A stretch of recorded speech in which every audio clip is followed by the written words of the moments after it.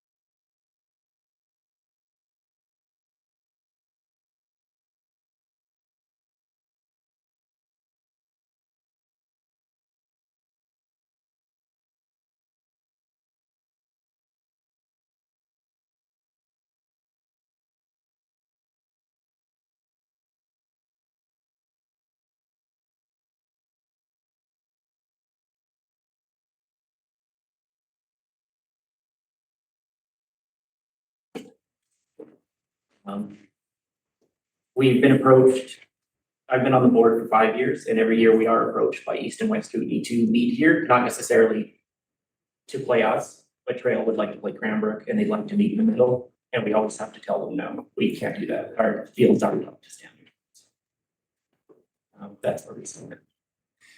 Okay, yeah, we've read your request here on our agenda. So I'm opening up for question. Director Jackman, you have a question? Yeah, thank you. Most of my questions will be to staff later, but through the chair to you guys have, I don't know how long you've been involved. I haven't been, really closely involved in baseball here, but I've been sitting here for my 16th year, and this is an old conversation, very old. And the biggest point that comes up over and over is this the best place to create a facility suitable for tournaments? Because you're absolutely right. Like we hold our local government association meetings here sometimes. When I was on the executive, we met here. People from Fernie or from Radium or from Nakusp or Castlegar would come here because the location's great. So I can see the case for others would like to come here. But the discussion, and Director Wall was heavily involved in this, Tanya was some years back, was it's better to have a site where you can have 4 diamonds, all back to back, better position. You can hold more robust tournaments. That would make sense. And you pick a piece of ground that wasn't this basin, which is always going to be difficult to drain. It doesn't matter how much you punch in there, eventually that either you have enough, there's geogrids and all kinds of stuff now for long-term drainage solutions that are very expensive. Used in cities because of the cost in a city of having flooded roads. It's worth it to pull that water away. For a field, I think that's an entirely different thing to take a hole, a basin, and try and keep the water out of it or pull it out of it, or temporarily throw something as a drainage layer and then have the dirt and everything pound and sift down through it, versus picking the piece of ground that makes much more sense. And I'm not going to go into detail. The pieces of ground come to mind now that have been discussed in recent years that could still be in place. So the question is, long preamble, have you had all that history of other sites, other locations within the valley that would make so much more sense than that little basin over here? I do know of one location that was sort of designated for that. It was redesignated for something else, which is totally fine. But I mean, if we were to go that route, then absolutely. I mean, if you want to look at that sort of scenario, it would be similar to how Kamloops developed their tournament ranch, where they started with 4 diamonds. They built it up to 8 to 10 at this point. For the exact same reason, they're a central location for many different organizations to come together. It's the tournament capital for a reason. But we sit in a position where we could become similar to that. I mean, granted, we're definitely not the size, but yes, to your point, absolutely. So Partially answered that because I was involved in minor baseball. He was a kid. Yeah. And at that time we had a group gathered together to do what we call field of dreams. And we wanted to establish some ball fields down where below Highway 21, below the restaurant there, the park ground. We were right away up against the ALR. We were not successful. That's the example that I remember. Yeah. Um, Those are some of the problems that minor baseball has always had, is trying to find a spot without getting in conflict with the agricultural land regulations to have some ball diamonds just within the periphery of Creston. So I understand what we're up against because I was part of that.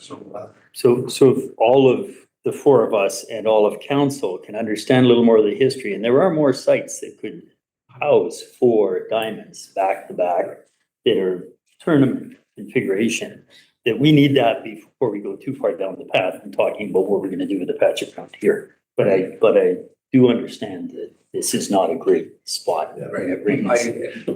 To that point, I can't stress enough that if that's the route that was to go, I've seen it in other places that I've lived where a municipality has built a facility but had no input from the organizations. One that comes to mind is Pacer Park in Regina, where it should have been built as quads so that the sun was not ever in play, but they built their facility in a way that the sun is always coming in the evening into the outfield. They never built concession facilities. They didn't have water run into the diamonds, so that, you know, it was built for the irrigation, but it wasn't built for the players. And so by not getting the support from the organizations, I can't stress enough is having people, if that's the way it goes, is having people involved that actually play the sport as well. Yeah, and there's two issues here, of course. One is getting the existing field to the standard. The second one would be expansion. So your request has more to do with these existing fields. Yeah, for sure it does. And I mean, I can use for an example, the diamond outside here where there's a big gap in the fence. It's been there all year. You know, we have to build new ground rules based on the fence having a big gap in it. You know, if the ball rolls out, is it a double? If it gets hit to a certain place in the gap, is it a home run? We don't know, right? Like, so we have to look at that. And I mean, when we're talking to other organizations that are coming to Creston, that's the way we build it. Hi, thank you for your presentation. Yeah, your first question about the 70-foot bases, I think we can talk about that after the presentation with staff, and that we shouldn't. Sure, I think that's all. Yeah, we actually did solve that right away. We talked to Stu and Yeah, there shouldn't be any issues there, I'm sure. Well, my personal opinion is I think we've got some great facilities here in Creston already. They haven't been upgraded and they aren't well enough maintained. And you're right, they're dangerous. The question of, you know, how to maintain them, I think should be discussed as far as some sort of a cooperative agreement so that you do have the shed with the tools in it and you can yourself get out there before the game and rake out the bases and touch it up a bit. And the regional district could do their part by upgrading the field surface.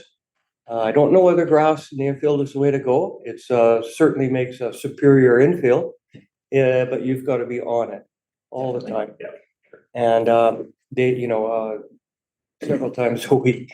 But red shale, and you know, if it requires completely redoing the field surface, taking out what's there, particularly down below the brewery there, that field's terrible shape, absolutely terrible. I was looking at the field at Canyon and Lister, and I don't know if you use those fields, but I know Canyon would be interested in you using them. And I was looking to try to support those fields with, in order to, you know, regrade the infield, take out those baseline bumps on each side, and put down a shale field, and provide, as I say, a maintenance shack and some tools where you can store the bases. And so I would certainly be supporting anything we could do to upgrade the fields here in Creston. Some really nice fields. They just need some maintenance and some upgrades. The idea of a quad field, I don't think we're there as a community. It's you know, that's a huge investment. You know, to the tune of, you know, $1 million sort of thing. But, you know, we've got the basics. We've got the basics here. They just need to be in better shape. So that's my thoughts. Yeah, to your point, if we have a bit more infrastructure, like a shed with our tools in it and stuff, our coaches and volunteers won't have to spend 2 hours before each game. It can be 20 minutes to touch things up. But right now, our coaches and volunteers are going very early, doing a lot of work just to try to get up to a minimum standard to play on. And we think we can do better. Yeah, I've been going to some of the tournaments. over in the East Kootenai, I've got a grandson playing in the U13 there, and what was at a game with Creston and Kimberly, pouring rain, and they played fine. Yeah. You know, they didn't have a problem. The kids don't mind playing in the rain, and it was safe because the field was in great shape. So I understand what you're up against. And this is a conversation for another time, but you're talking to a guy who established baseball leagues in Mexico. He knows what he's talking about. Excellent. The right guy. Thanks for your presentation. Have you talked to RDCK staff about a maintenance plan, shared agreement? So, yeah, We do a walk around every year, maintenance plan, not shared not agreement. necessarily a plan, no. Okay, I think that's the place to start. Further to what Director Tierney's saying is that like building a housing building, that sort of thing, that's a community thing. You said that you've got lots of volunteers, lots of parents, you have the resources. So it's just a matter of getting your ideas down, presenting some of those ideas. But a shared maintenance agreement in terms of the plan would be a good place to start and list those asset improvements that you really need. That way staff can come back to us and say, ask our permission to go ahead and add it to the budget and so on and so forth. Without being disrespectful at all, you've done a good job of presenting all the issues and the problems, but I don't see a lot of solutions here. Okay, so that means you're wanting us to do all the work for you. I think it's best that the community, your group, get and put together a plan, think it through, and work with our staff and massage that, and then come back to us with real tangible solutions. Right. That we can get our hands on. Yeah. And I do agree with Director Tierney that these type of investments are a lot of money. Yeah. But you can still do a lot with what you have. I played baseball as well. And beginning of the season to the end of the season, the side of my leg was all scraped up from sliding. It's just the way it was, and it didn't heal until baseball season was done. You know, I've been there, done that. But I think this is a great opportunity to put your heads together and work with the staff, come up with some good solutions, some good ideas, tangible things that come back to us, and we can get behind it. Right? Yeah, thanks for your comments. I just would like to point out that, yes, to your point, yeah, it is a community thing. There have been some difficulties recently with dealing with the RTD or RDCK staff. In particular, the shed that we as an organization installed on the fields out here. We had a plan in place with the staff in where it would be located, but it was actually at the very last minute. It was told that we couldn't put it where it was convenient for us or would be used where best for us, and we actually had to put it away from the diamond at the other side. But to your point, we have put as much work into the fields as our parents and our volunteers will absolutely can commit to at this point. And dealing with our DCK staff, the staff here on the location have been really great. We've dealt with Stu quite a bit, and you know, to the 70-foot baselines, it was an easy fix. Basically, we just called up Stu and said, "Hey, can we do this?" And within a week, it was done. You have a slow pitch leagues involved in your needs, and are they involved in trying to solve some of these problems? Yeah, so mostly with the Centennial field, because that's the one that we share most often. So to that question, when we asked the senior slow pitch division if they would be okay if we installed the mound that's there, we had a lot of community support for that. You know, we all of the materials were donated. The labor was donated as well to build it. They were okay with that.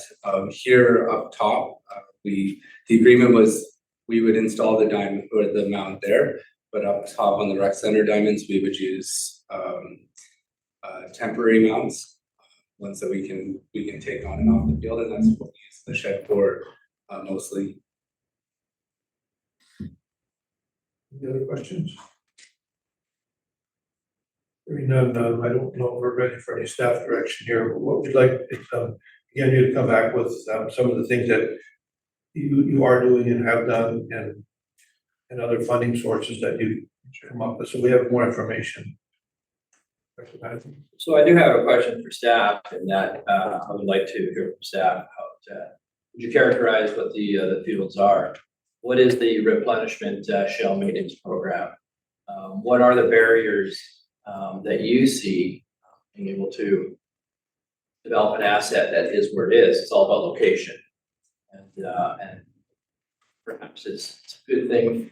I'm interested to hear from your point of view. Yeah, and through the chair, I think we can go back to the more concise report at a future meeting, but in general, the barriers are financial. I think that if I were to look at our fields at this facility, and I won't talk about how Creston facility at Centennial or at CEC, but if I was going to categorize our sports fields, our baseball fields, they'd be a C class at best on a good day, and the construction of those is not up to standards, say, compared to even Queen Elizabeth Park in Nelson or even the slow pitch parks in Nelson, and certainly not compared to Grand Forks Trail that have these tremendous ball fields and ballparks. So that is a bit of an obstacle. Our maintenance is it's modest. I think we spend 3 days a week, and I can get those numbers for you as far as how much we spend and generate in revenue. And there isn't a balance there. Parks are always overexpended versus revenue, but in general, I would say that it's a construction issue. If we looked at changing to red shale versus the clay that we currently have, yeah, it's very expensive.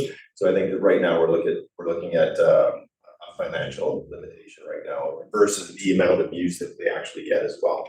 So that our stand, if that's where it's set.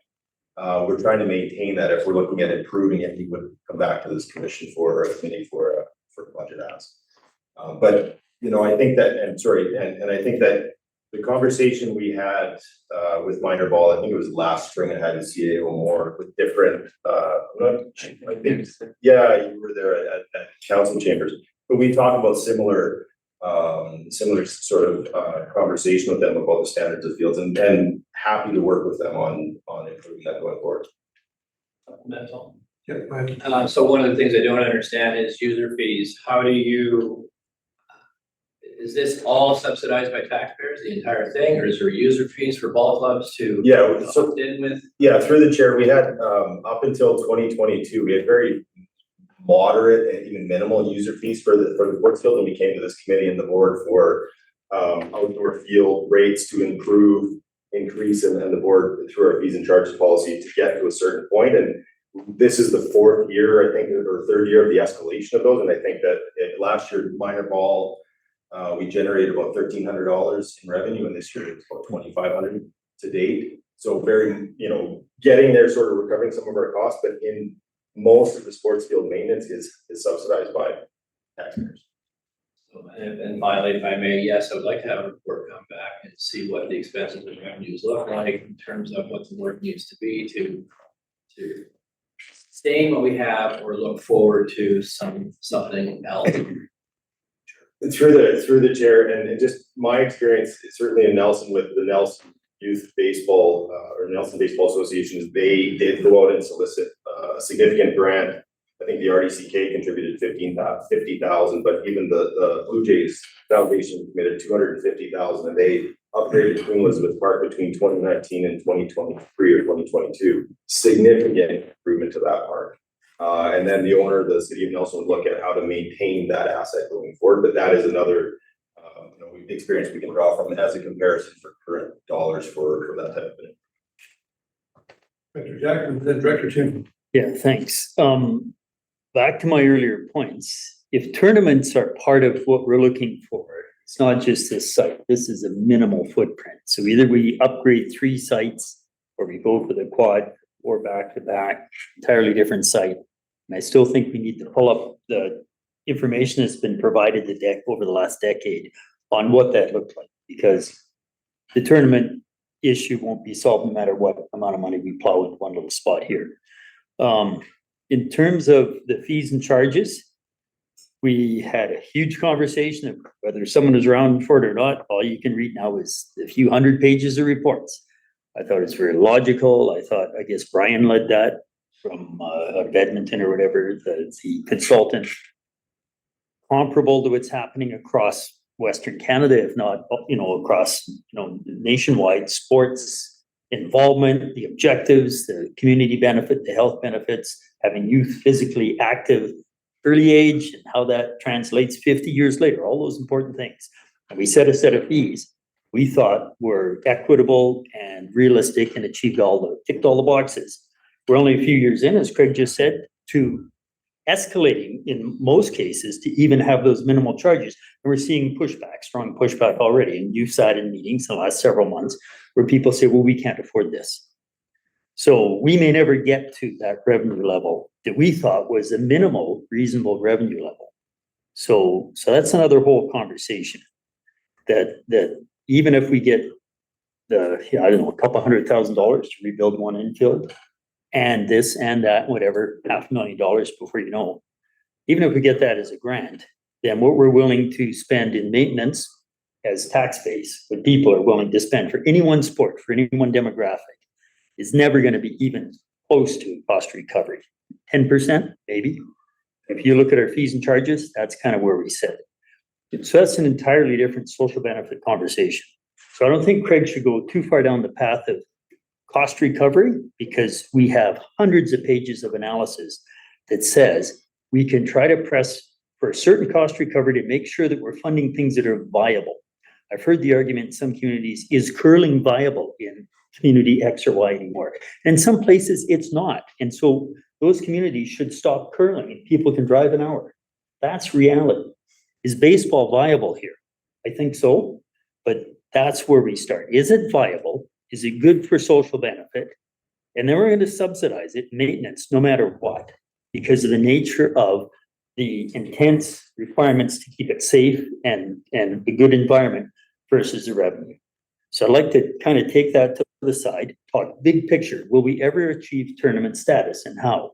And if we have no interest in trying that in the next couple of years, we should all understand that we're going to focus on one field at a time and as a base point. And then how many hundreds of thousands can we attract through grants? And what additional, Craig will give us a number for budget. Is it another 20,000 a year or whatever to up the maintenance to a level, even with shared maintenance plan, that is suitable at least for this patch of ground? But that's the approach I think we need to take.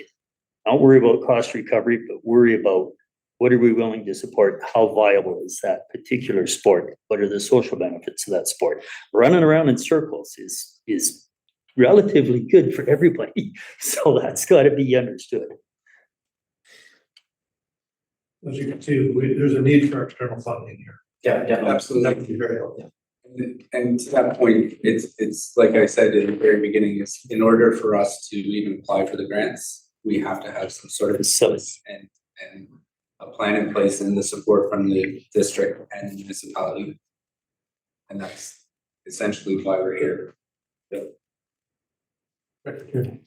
Yeah, I think I won't drag this out too far because but basically that's what I was gonna say, more or less what Gary said, is that, the social benefits of baseball, getting kids on the field, playing with a group of kids that are friends that, they don't go astray too much if they've got a support group. My experience down in Mexico, I wasn't gonna bring it up, but basically, the Victoria Little League and the Coquitlam Little League supported an effort I was making to bring a Little League to a village in Mexico. They supplied so much stuff that it turned into 6 villages, 200 kids, and it was just amazing the effect it had on the kids and the families. This particular town was a fairly big drug town, surfing town, and all the kids get dragged into that. And when the Little League started, the parents just go on and on to me every time I talk to them about, the differences made in the community. The kids are together. They won't let one kid go astray. They, as a team, try to keep kids, together and playing ball going forward. So it's a huge benefit, and I'm not sure that we need to recover our costs as far as just, have a contribution from parents. And they're already making a big contribution of yourselves coaching and doing what you do. So anyways, yeah, I fully support what you're asking and think that, the kids come from all over the valley here. So it's not just the town. I think in my particular area, there's lots of kids coming in here to play ball and I should be supporting, the town with grants to support those facilities. All right, well, thanks for your delegation, and if you look at the agenda, we have two other requests for funding coming up. Sports and social benefit. I wouldn't mind if you at least sat through the tennis club. Again, there's an organized group that are doing something, working toward the goal, same as you are, and there may be some, you can heard in here. Yeah, I don't know if there is, but what we stated. So we would then move on to the Creston Valley Tennis Club. Thank you very much. Thank you very much. Good morning. Morning. I'm Robin Duville. I'm the treasurer of our club, just Perkin, our president. Just gonna do a short introduction, a little bit of history.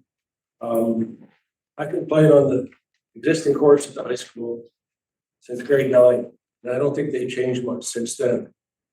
25 years ago, the credit union was good enough to provide funding to put the plastic matting on the one court, basically to cover up the cracks and ostensibly to play within 10 minutes after rain. The water would go through the sort of the waffle plastic and you can play. Well, in 25 years, that plastic has kind of worn smooth, and now we're looking at possibly pulling it up because it's a little bit dangerous to play on, especially if it is wet. Now it's the opposite effect. It's just like playing on ice. So it's a little bit dangerous. The school district, I personally have been trying to work with the school district for the last 5 years. They were a huge part of the new courts in Nelson, and they're awesome. But they tell us we've had a couple of meetings with them. They tell us that they don't have any funding, and fair enough, but we're part of the same school district.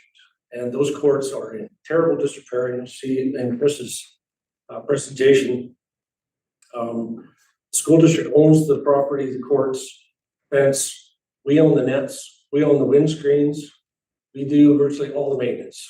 I spent 2 days this past week doing crack filling. And the cracks, we fill them and they widen and open up again the next year, whether it's due to water getting in there and icing up or whatever. But they're asphalt courts, and they're some of the cracks are almost an inch wide.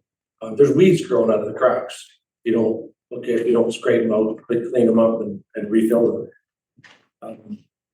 So when we've talked to the town, previous mayor and Mayor DeLune, and we want to create a plan to go forward and achieve this. Hopefully with this committee's help, with CBT help, we plan on applying for CBT grant, and former director Binks has agreed to help us apply for that grant. So, and the town has also in writing agreed to allow us to use a portion of that property at Kin Park, what's in courts there. So we've come up with a conceptual drawing, which would likely change at least a couple of times before it's implemented, to put not only tennis/pickleball courts, but maybe another dog park, which I understand is necessary, and just a park-like setting. Right now, that piece of land is just a flat, barren land. It's not used for soccer, or baseball, or anything like that. So we think it's a perfect spot. Bottom line is we're a little bit fed up with trying to deal with the school district. All they do is cut the grass. They won't maintain the fence.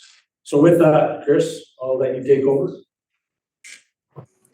Thanks, Robin. Can everybody hear me? Yeah, we got it. Perfect. I'm just going to share my screen here.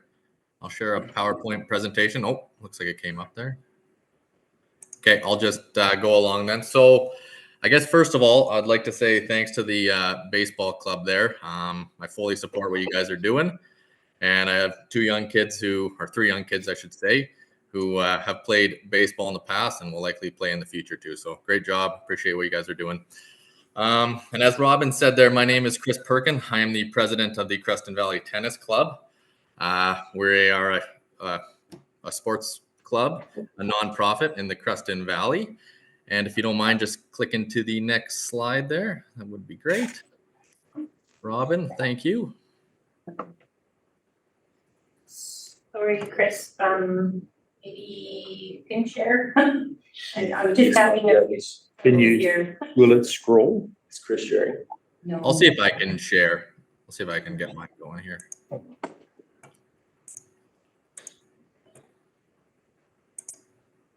All right, are you able to see that? Did the PowerPoint come up? It did? Okay. Yeah, All right, so good. a little bit about the history of tennis in Creston. So there's been tennis in Creston for over 100 years, as well as a club for over 100 years. And ultimately, the Creston Valley Tennis Club that we have now is continuing that, where we have seen our numbers decrease a little bit, but we are actually in the process of increasing again. One of the reasons is the start of a junior program, which we got going this year. That'll cover a bit in an upcoming slide. So our goal, we're looking to get a land use agreement from the town, which Robin mentioned there, and sounds like we do have that in place, which is great. We want to create additional recreational area in the Creston Valley. We're not just talking about tennis. We would like to support pickle, potentially a dog park, maybe even a basketball court, and who knows, maybe it even aligns with baseball as well too. We would like to encourage more youth to play tennis, and ultimately we would like to have a tennis team at the high school as well too. Nelson does have a tennis team. I think it would be a great opportunity for our youth to be able to go and compete and ultimately have fun playing tennis. So we're looking for 4 tennis courts, 4 pickle courts, and potentially again a dog park. We do have a rendering that is done that we'll review shortly. So the state of the existing courts, as Robin mentioned, they are not in great shape. We have 2 courts. One is a sport court. It is very worn down. There's a picture of it in the top right there, and it's quite dangerous. If you run too fast or stop too fast, you lose your footing, you go down, and the sport court actually just rips you apart too. It cuts you up pretty good. The hard court, there's large cracks on it. I mean, some of these cracks are pushing 2 inches, and the court's heaving as well too. It's uneven. Just overall, really hard to play on and just not in good shape.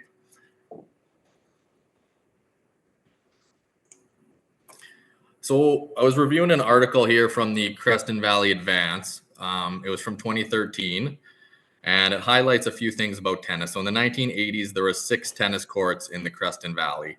We're currently at 2, and again, these 2 I think are pretty close to almost being not playable.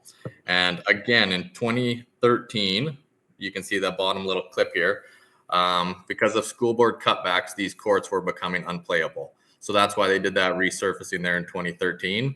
And I mean, the hard courts just continue to get worse. And now that sport court's unplayable again too. So this isn't a new issue we're facing. This has been something that's been coming for a long time and has been a challenge in our community. All right, so what is the Creston Valley Tennis Club going to do to support the community? We're going to help provide and access to capital grant money. So that'd be through Columbia Basin Trust and or other programs of that nature. We do provide maintenance to the courts, as Robin mentioned. We will continue that moving forward as well too. We look after the stanchions, the nets, court filling, court painting, and all kinds of things like that. We put up the windscreens as well too. So a whole list of things. We would be looking for support as well from the town and RDCK for maintenance. The Creston Valley Tennis Club would also be responsible for resurfacing in 10 to 15 years as well too. That's something we would look to source out. to resurface the courts to make sure they don't crack, and if they do crack, that they won't be getting water into those cracks and heaving. We'll also be looking for funding for youth tennis, and ultimately, again, we want to make Kin Park a place for athletics and a place for family and friends to gather and have some fun playing sports.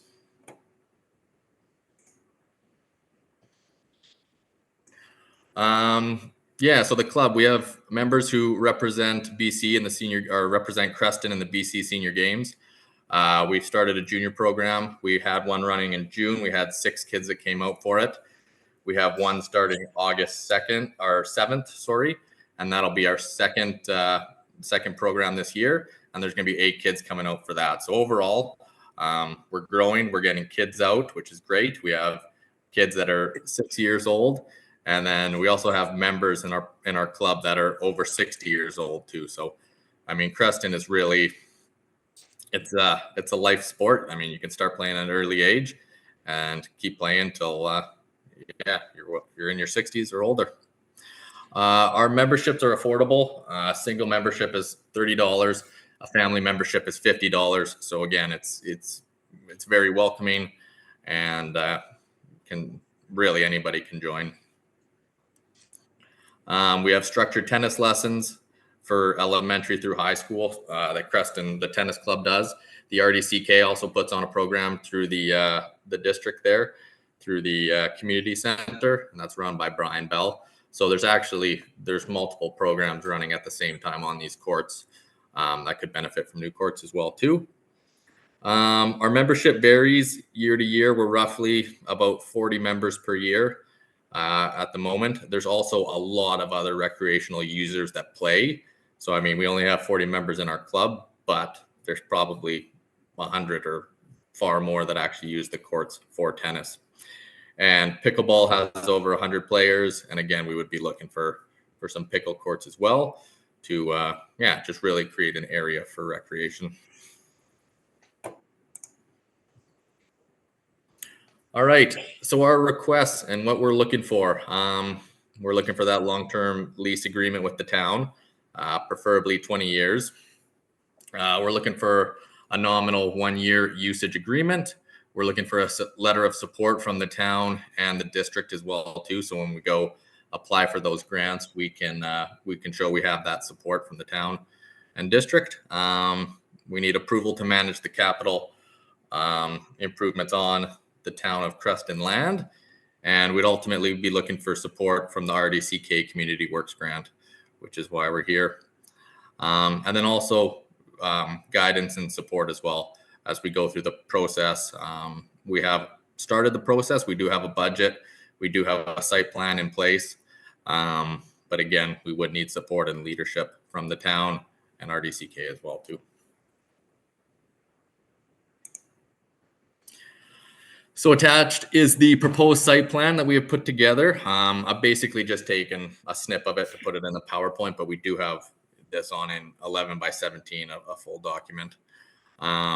We have a proposed dog area, a walking path around the pickle and tennis courts. We would be looking for some washrooms and parking as well too.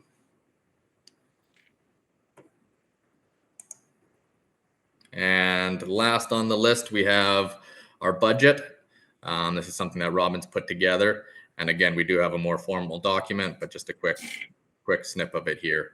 I think overall, I mean, we'd be looking for, again, support from the town and the district for about 40% of this 500,000 that's needed. And then we would be looking to get the rest through grants, which would be, roughly 300,000. Are there any questions? Yes, there is. Director Vanderbilt, go ahead. Yes, thank you. And thank you for the detail within your business plan. Very much appreciated. That tells me that you're thinking it through. Just a couple of things. Pickleball is on the rise. I think the success of tennis and pickleball, in my opinion, is the ability for them to work together to satisfy the needs of the community. The first question is, have you spoken to representatives of the pickleball who are also engaged with trying to produce more pickleball courts. You wanna take that, Chris?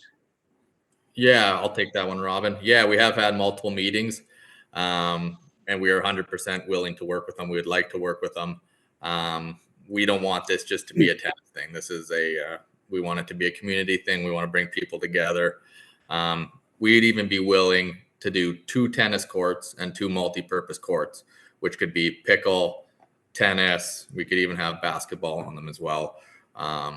Road hockey, something like that too. So, I mean, we're totally open. We want to work with others. We just want to benefit the community and get some nice tennis courts out of as well.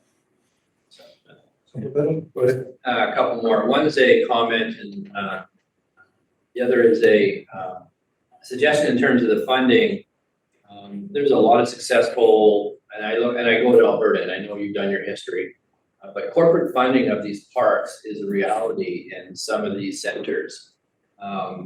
Perhaps corporate sponsorship opportunities to a project such as this, whether it be in the initial capital asset build or the maintenance part of it in the future, ought to be considered for your business plan.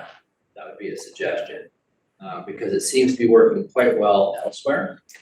And then I will have a comment on the proposed dog park. I got a dog, I love dogs, but I live out in the rural, and the dog park is not a benefit for me. But my taxpayers, we live out in the country. So I'm not real keen on dedicating my taxpayer money towards a dog park. I'm just saying. Perhaps there's another benefit, maybe I'm wrong, and that's fine. But from my point of view, that's how I have to take a look at it. And that's all I have. Director Jeff? Yeah, thanks. First, Kelly was partly reading my mind, but what Director Vandenberg brings up about other uses, we need to talk to town, of course, and understand what their plans are for the entire site, and including Kin Park is two lots, right? We're talking part of, and there's a lot of other conversation to go here, but your budget shows in the order of $500,000, which by the time you had parking and or dog park and or landscaping and or washrooms and or other support buildings, it's $2 million or so probably. So just the bigger picture is something that needs to be filled in. Do appreciate, as Director Vandenberg said, the detail here. Question is, there's asphalt versus concrete. Concrete being much more expensive, but concrete being a truly local product versus hot mix asphalt. And so just before the question, I've seen really good success where local industry, not corporate sponsorship so much, but where a local contractor industry supplier is profitable, that if you can offer them a tax receipt, you get a way better price if it's a community-oriented project. And we did this for Crawford Bay School. I've done it for other smaller community projects and the like. So if you had the sponsor and for the tax receipt, Town of Creston or whoever, I've used School District 8 as a sponsor issuing tax receipts. Regional District can do that for own projects. Policy is not to do it for everybody else because of the implications of staff time. But if you could offer a tax receipt for a substantial donation, that may make the difference in getting the product that is way longer lifespan than the asphalt surface and lower long-term maintenance. So have you thought about, or I don't know, would you want to talk to our staff if Craig has experience in that and how to pursue that, how to go for the higher end product, but actually get a much better price if the product supplier is willing to take a tax receipt and support community? Good point. We presented the budget with no sponsorship in it, like no freebies in it. Obviously, we would approach the contractors and say, how much of this are you willing to give us free in exchange for some advertising on the courts? Of course, that has to go through the town, it's the town's property, but we're willing to do all that legwork to make it happen, whatever it takes to make it happen. We would have to work with town staff, obviously, and we'd love some input from the town and the regional district on that type of approach. asking for a donation is totally different. Asking for a discounted price, it's eligible for a tax credit.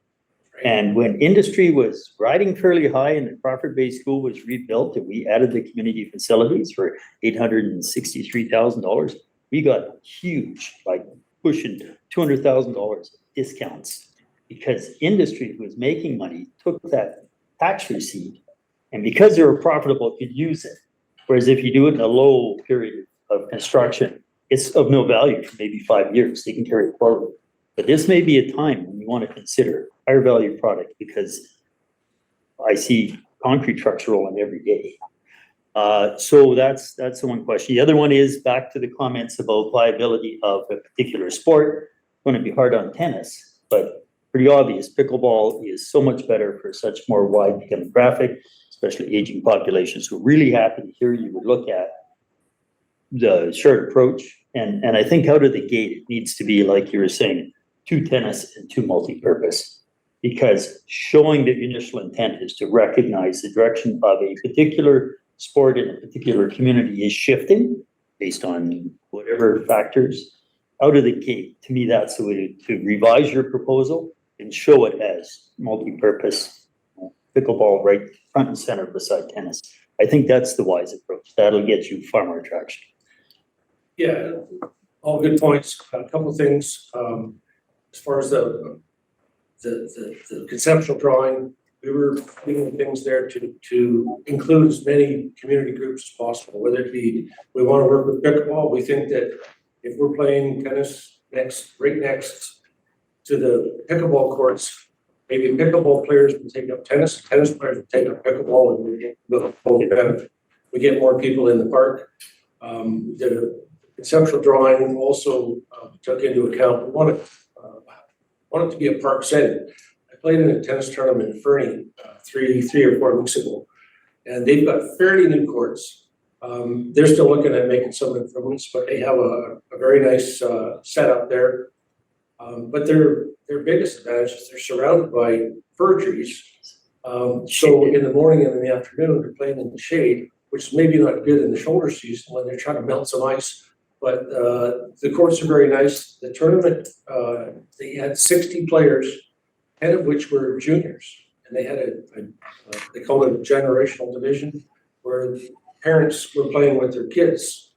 And it was just great to see these 12 and 13-year-old kids out there playing with their dad and their mom against someone else. And it could have been somebody's grandpa and a kid, whatever. It was awesome to see. They've got a great group going there. Obviously, the demographics in Fernie are a little younger than here. But we want to keep the sport going, and you'd like to include some other groups, whether it be a dog park or whether it be some other type of community facility. We're open to whatever might fit on that piece of land, make it a park again. And you're right, the concrete, I priced it out, it's about 4 times the price of asphalt. But maybe lifespan, maybe it pays off in the long run. Craig would know. No, through the chair, concrete's a better finish, just because you're looking for evenness Lots and of flatness. Yeah.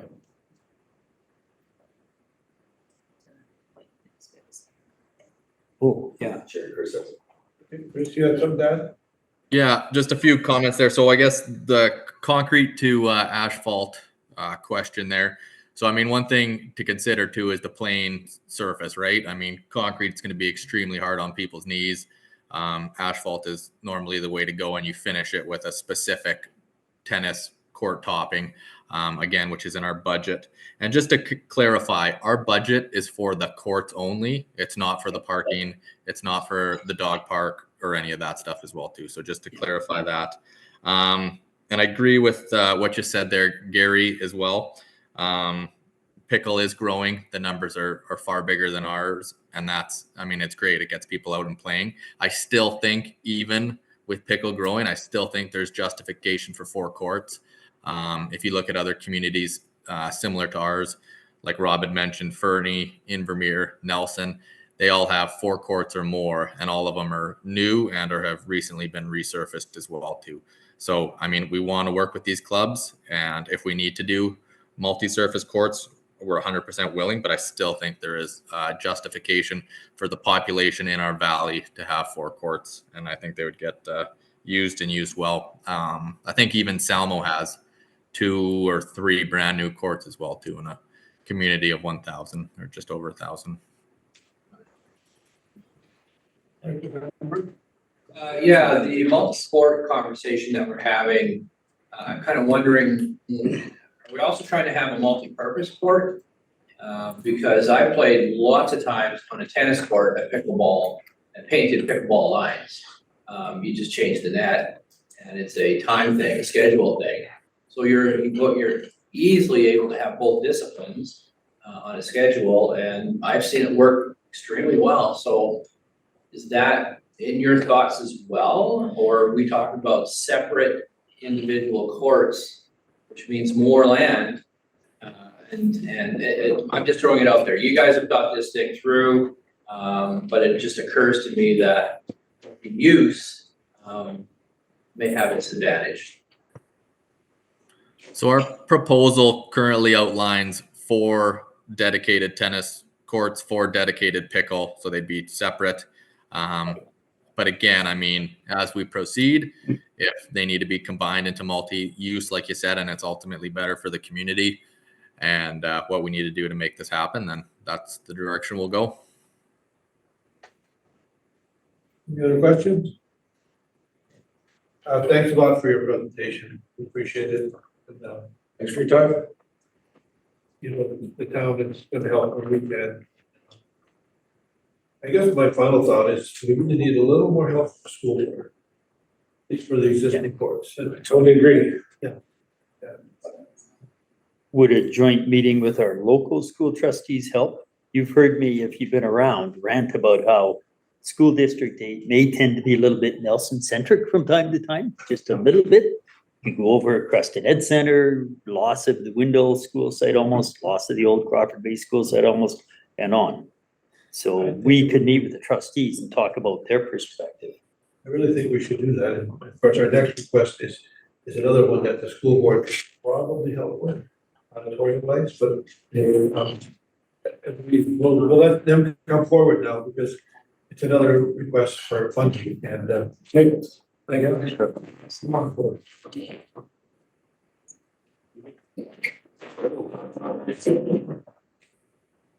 So, yeah. My name is Jason Smith. I know it says I'm going to speak, however, our illustrious president is here. I didn't know if she'd be here. So Brenda's going to speak. She has it all typed out. It's very brief, I promise. And then I will fill in the blanks of answer your questions. And I should say too, we're board members, directors of the Auditorium Society, and I am also the sound and light technician at our community.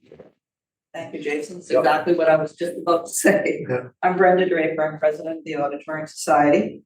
And I have Jason with me, and thank you for listening to us today. Before I begin, I want to make it clear, we're not here asking for monetary assistance. What we're asking for this morning is for your support as we move forward. And I think this is a good opportunity to give you an update as to where we're at with the Auditorium Society. I know a lot of people in our community don't even know that we have an Auditorium Society. They sometimes get confused that the auditorium is the responsibility of the school district because it's in the school. But in fact, we do have an Auditorium Society, and I'd like to be as brief as possible, but I'd like to give a bit of a short history of the society so that everybody's on the same page. In 1980, the high school burned down. And at that time, there was an opportunity to build a community theater jointly with the school district. At the time of the rebuild, the Auditorium Society was formed to raise funds to make a theater a reality. Once it was built, the society transitioned into a group that purchased the equipment to make the theater functional, and it was responsible for keeping that equipment working and up to date. The school district has maintained the entire facility over these years, and the venue is used daily as a classroom in the high school.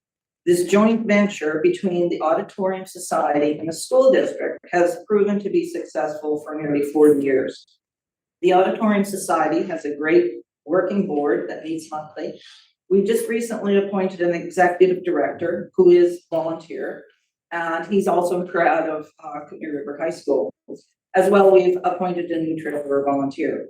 Now, in the last couple of years, well, for a number of years, the society really has languished. It hasn't been that active. But in the last couple of years, we have been busy. We have implemented something called the ticket system, which allows community members to purchase tickets for shows and events online.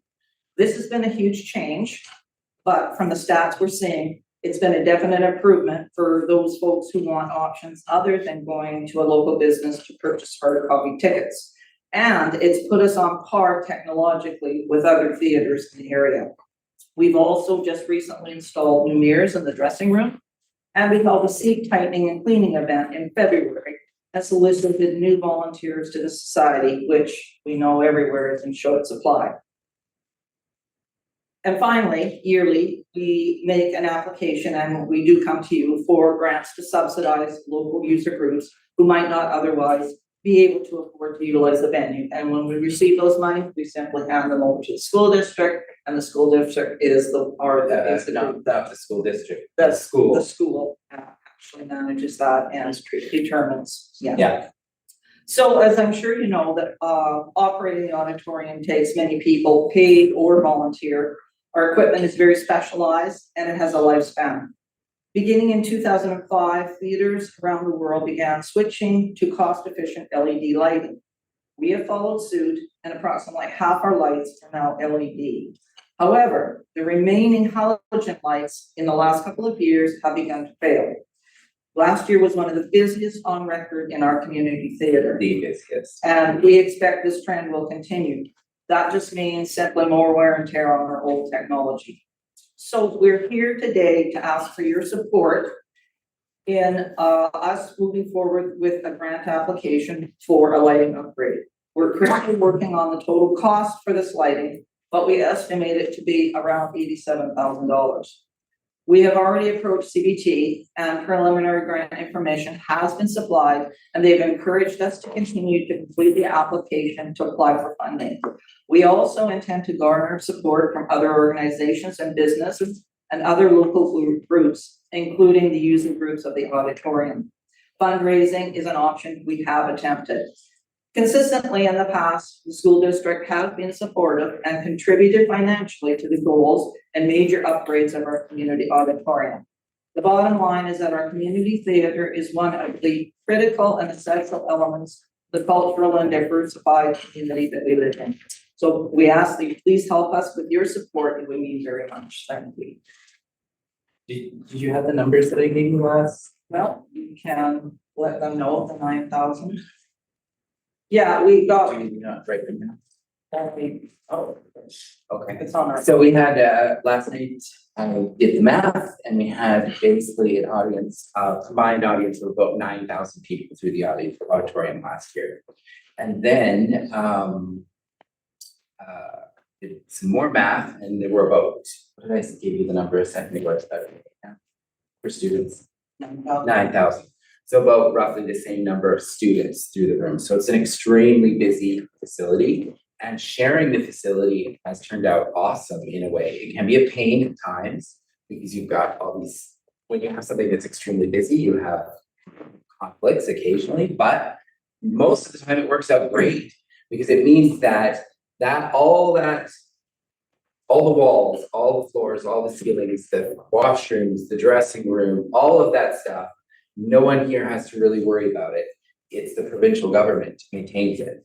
So other communities have someone coming and saying, we want money for a new roof. No, they fixed the roof a couple of years ago. There was leaks and that must have cost them a fortune. So they do a lot of the stuff. When there's maintenance that needs to be done on the equipment, I put in hours and the community doesn't pay for that. It's provincial or whoever, it's provincial tax money. So it does work out quite well there. They will definitely be, because we have a principal who is leaving, and a new one coming in, and I'm not about to interrupt his summer holiday. Cause he's new, he's Mr. Adams from Aries. I haven't had time to pin down a commitment, but I know that they will step forward. The last time we did a big upgrade, their contribution was they brought a team in from Calgary, and that team polished the floor and gave it a stain so that it was easier to maintain and sweep.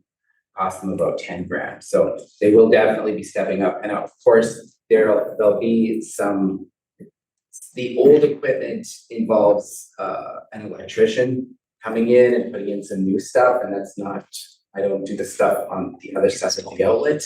So that will be their contribution as well. Their electrician will be spending some serious time out there. And so, yeah, that's why we're here.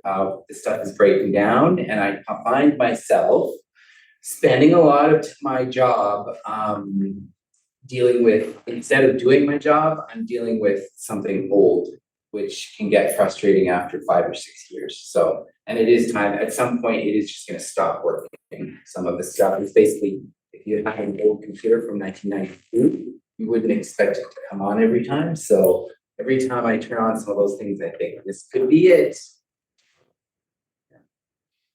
Go ahead, Director Jackman. Yeah, thank you. Of course, through the chair, the first thing always comes to mind is energy efficiency grants, because halogen are just brutal for heat. They produce this much light, this much heat. Intensely. So I'm sure you've got that figured out, Fortis, Hydro, whatever sort of grants you get. Bigger picture, the auditorium has always been, to me, one of these anomalies where it's difficult to say how we've balanced between the four funding, local government funding sources, the costs. But I've seen over the years is Creston's been pretty stalwart with giving so much money every year. Electoral areas have been a little bit more intermittent. I think right now under S224, we have 5,000 or something built in, a minor contribution right now. Chair, there's 10,000 in grants that hasn't been determined yet through this committee. So there's a little bit there through our rec complex service, because we right now in the grants, we have about 160,000.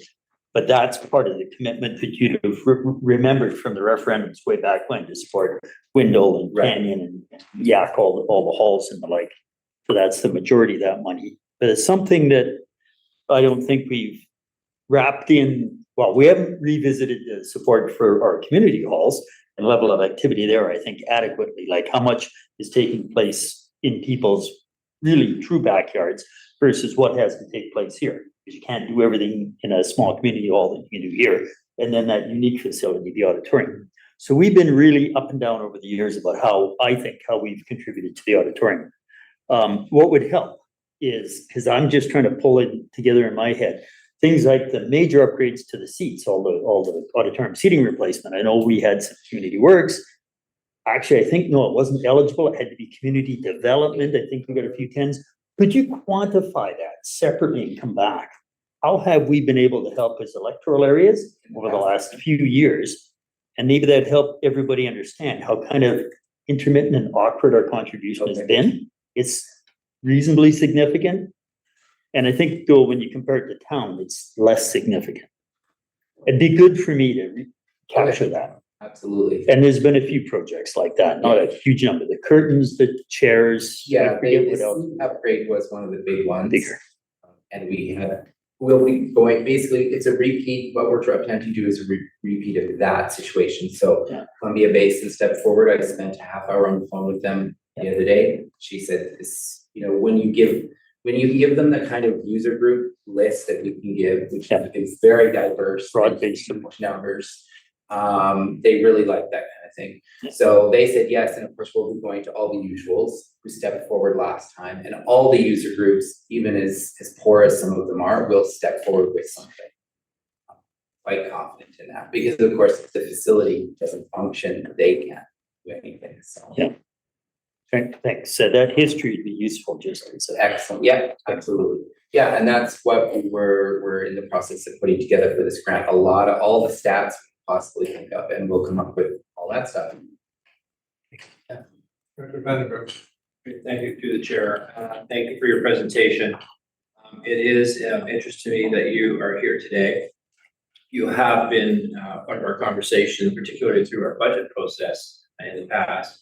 I guess the first part of clarifying question is, you're asking for support. Is that a written letter support? It would be nice, Okay, so just to be clear, it'd be what you're asking. helpful. Yeah, For sure.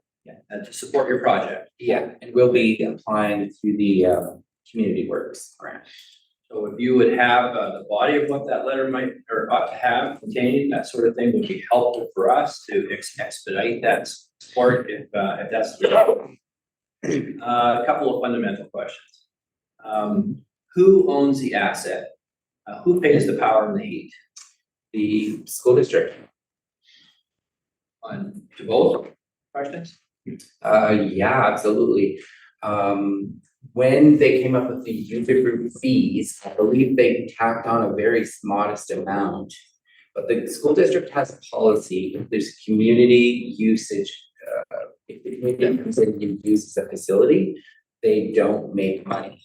So when you come and rent the auditorium, you're only paying basically for me. You're paying for my hours so that they don't have costs. Supplemental. And a custodian, I should say. If the Incremental custodian cost. has to come in on a Saturday or Sunday, of course, there's some 4-hour call outs so that you pay for that And that's why it's more expensive on the weekends. Yeah. Otherwise, the custodian, there are no fees for the custodian midweek because it's just done every day. So, and if I supplemental to that question, it's foundational because I don't know. Then you have some sort of a share agreement, a disagreement, because there is insurance liability and such. Like When it- Back in the 80s, when they did this, as far as I can tell, I don't know. You would think that there has to be something written down For your for years. protection, you hope that you have something written down. Well, hold on, when you come, I'm a school Employee. district employee. So if you come in, I'm supervising you and you're a user group that is using the school district facility. Yeah, and let me tell you, their person in Nelson has gone over all this stuff with a fine tooth comb. You sign several things when you rent the auditorium, so they're definitely, they've covered their end. What was your concern? Sorry. What was your concern? My concern was to understand foundationally how you operate and Okay. what your And the Auditorium risk and liability Society, is. the Auditorium Society is a group that our goal, our main reason for being is to purchase equipment and then we donate that equipment to the auditorium. So My point of view, well, however we help, whatever community helps and assists, they're investing in you. Right. So how do you protect that investment? So if you don't have a lease agreement, that's why I'm asking these foundational questions to understand Right, potential okay, risk yeah, and then of basically. something changing in you. Right. Yeah, and the Auditorium Society doesn't own anything but a few computers, so. If I can, maybe what might help, hopefully won't be too off base. If it's regional district program, we're liable, we're covered. If it's somebody else's program, they have to have their own insurance. We used to have a joint use agreement with the school district. They could have their program here, we could have our programs there, and we knew and understood what liability was. I think in the school district aid context, they're just renting the place. They have a rental fee. And they're just rental individual users, whether it's Blossom Festival, this, that, they're just all renting that facility, from one landlord, school district aid. The society is just a facilitator to make sure that it's up to snuff, that it's usable at all times. So, I don't think we'll be in any catch-22 or liability for funding stuff. Hadn't come up before, but it's a good question. The, community works funding and letters of support. I just want to get a little clarification if I can through the chair. Build Canada Fund or whatever you want to call it today, it used to be gas tax. It's kind of like 3 tiers in my mind. There's big bucks that seem to go to the big cities, $1 billion at a time or $500 million transit, whatever you call it. Then there's the Build Canada Fund stream that say like Property Hall's actively trying to get directly from the feds, and they look to me for letter of support to say that this private society, Crawford Bay Holland Park Society, is worth supporting within Area A because of the service it provides. So I could write a letter of support if you were tapping that end of that fund. And then there's the tier that the feds and the provinces roll the money down through our provincial association, Union of BC Municipalities, and that is us. So we don't write letters of support for ourselves. Right. We just say either we agree or disagree with recommendation to the board to tap into the allocation for areas A, B, C, or the town of Creston is the same. Most of their money, Community Works, is targeted for infrastructure, water, sewer, I believe. So looking for a letter of support, if you're applying for external agencies, Columbia Basin Trust or the Build Canada Fund that's not through our allocation, absolutely. And if we knew which one you're applying for, I could write individual letters. Or it just comes to us as directors and they'll say, do you approve this going to the board or not? So that's sort of the difference. Yeah. Brenda Parker is away and she's the one who has been dealing with this, Yeah. and so we came. Yeah. And now I realize, yeah, we should know more specifically. But when she did it before, it was just tap or call it back pockets of each community. But if you need external letters of support for CBT, absolutely. Okay. Then that's easy to write. Do we need a motion to that effect? If we do, if it's an external request, we should probably have a motion that was provide letter of support for that request. Well, do we do it as we could do it as a Creston Valley Services Committee? Yeah. And written on behalf of the four of us, or we do a letter that all four of us sign, or we do it individually. It's flexible. I think we could do it through this committee, but again, we have to know who the request is to. Yeah. And we'd be happy with the template letter, but Yeah. if you let us know who that is, Yeah. I believe through this committee, because the specific that's here, we could probably do that. I don't know if we need to go RDCK with that. You know, if it's not time sensitive, then we could wait till they identify what grants they're applying for, put it to committee for next month, and we'd just agree that we would, direction the staff to work with, or just direction to prepare a letter for the chair and directors to sign. You clarify that for us. Yeah, we absolutely will. Yeah, thank you. Thank Great. you. Any other questions? They do. Yeah. The reason I was asking a lot of these foundational questions is back during the budget time, during your time of ask and request, there was a lot of information missing. It was, the financials were incomplete, to be honest. And so we had then asked for more information. Just a note out there that the next time budget comes rolling around, the financial information that you can present, the more more accurate or information and whole that the information is, the easier it is for us to do our job.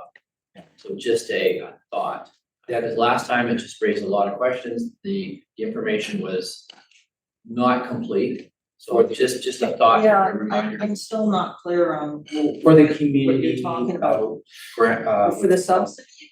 Yes, for that, yes. That There's few details thousand a around the year. subsidy. okay, In terms of how it is, Deployed, my question exactly. okay, Well, and your comments are Yeah. about the users. And I think users, that is all relevant information that helps us to ensure that, because we are really extenders of taxpayers' money. right, yeah, no, I totally get that. So just a suggestion to think in rules round term, and be very helpful. That hasn't been, Okay, not a problem. Okay. Thank you for your. Okay. Thanks. I would like to now just have a 5 minute recess before we get into the rest of our business. We'll take a 5 minute recess. It's full of crazy here. Yeah. You know what? Request papers.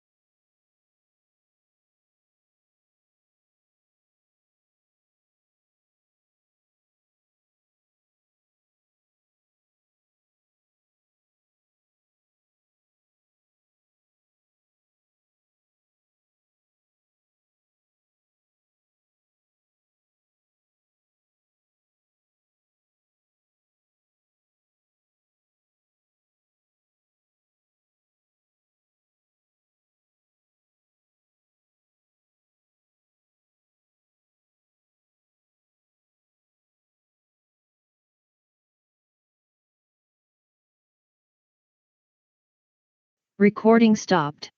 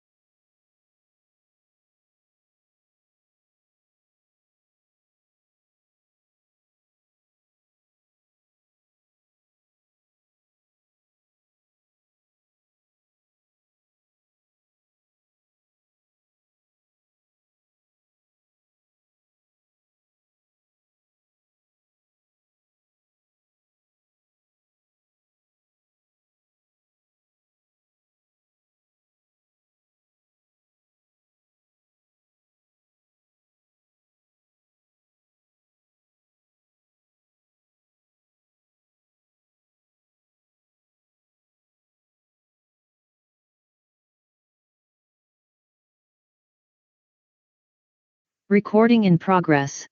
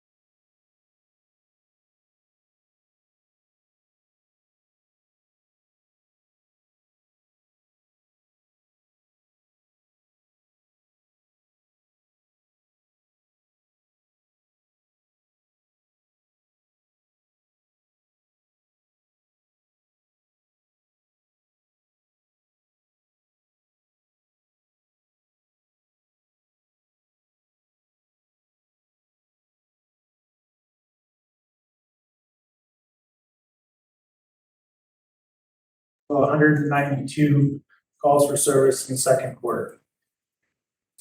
Our average response time, broken down by the different areas.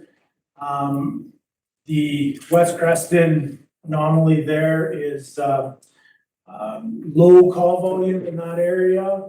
And the calls that did happen there, were at a time where firefighters could quickly respond. So that's where that number comes in as low as it is, but not typical in the rural areas.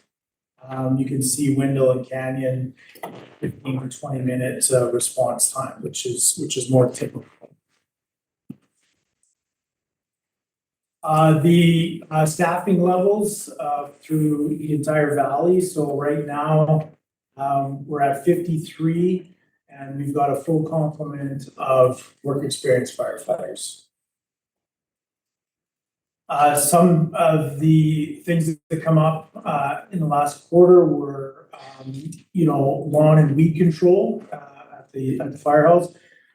Specifically, there was a request from the West Creston site, and so we've utilized a local contractor who is monitoring the sites and then providing that, grass and weed control just by weed whacking and cutting the grass as needed at all the sites, including the training ground and then all of the fire halls at that West Creston site.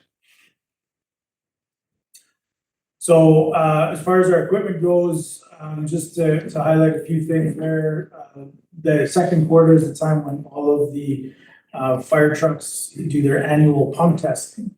And during that pump testing, there was the pumper in Windle, which we refer to as engine 41, was out of service for about a week because it was found to have a pretty major crack in the 6-inch intake of the pump. And so luckily our vehicle technician, was able to remove the large piece of pipe, and then our local welding shop was able to repair, and then we could reinstall. And now when this happened, I made the regional district fire chief aware of that immediately, and we started coming up with a couple of plans, because when you lose fire engines down like that, that affects your insurance grading, or could affect your insurance grading if there was an incident. And so we started working on a plan to get a spare engine into Windle, or our plan A was to utilize the water tender, which has a rated pump on it, and we could put the fire hose, we could put the ladders, and so we could meet the requirements so that there was no lapse in any sort of fire protection in that area. Unfortunately, the Windle command vehicle, which is a one-ton diesel truck, is used, houses the wildfire skid unit in the summertime. And so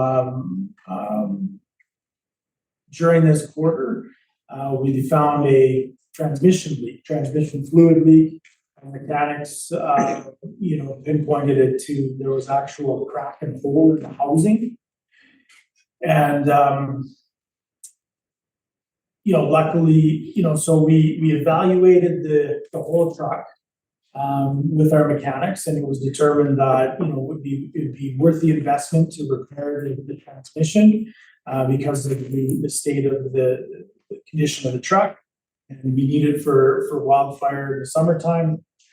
And so the decision was made to do the repair. So the transmission was removed, taken to a shop in Cranbrook.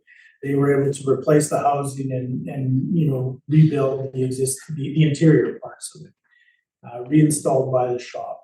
And then it's back in service now with the skid unit on there ready to go.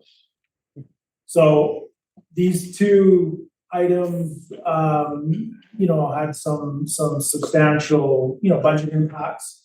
But based on where we're at in the operational budget, I believe at this time we'll be able to utilize our vehicle maintenance budget to absorb those unforeseen costs. The public engagement and public education events. So we continue to do our smoke alarm checks and installs with residents. They pop into the fire hall, ask for some help, and our work experience firefighters are able to go out during the day, during the week, to these people's homes and help them make sure their smoke alarms are working and installed properly. Yakanuki had a community cleanup, and we participated in that in a couple of years. Always a good event there, a good relationship. We did 5 hall tours in the quarter, and The bike rodeo at this facility here, always a big success. We've actually been operating it out of the curling rink in conjunction with the regional district and other community groups, and it's worked really well. So, you know, I'm not sure if anybody was around, but we're able to set up a bike course that even goes outside and then comes back in, and the kids have a lot of fun. So, good turnout there. McHappy Day is an annual event where the firefighters participate, you know, serving through the drive-through. We did an Erickson flag change for Director Tierney. Thank you. And then our Blossom Festival stuff with the drag races, the parade, the kids parade. Always a big event for the valley. It's Blossom Fest, I believe it was. So our Creston Valley Fire Smart Resiliency Committee, which has all local government stakeholders. We did an education event around that weekend at the farmers market, and so we had wildfire was there, you know, fire departments, Ministry of Forests, and we were able to, you know, do an education event, Fire Smart, during the farmers market. Our next education event is going to be at the fall fair, the other location. And then we had a request to do I think it was a kindergarten class where one of the firefighters went in and they read a book to the kindergarten. So we have a getting to know a firefighter book, children's book, and they read that to the class. So that's my report as presented, unless there's any questions. Dr. Badger. Thank you, Mr. Chair, and thank you for your report. The stats are showing, based on your historical calls, a slight rise.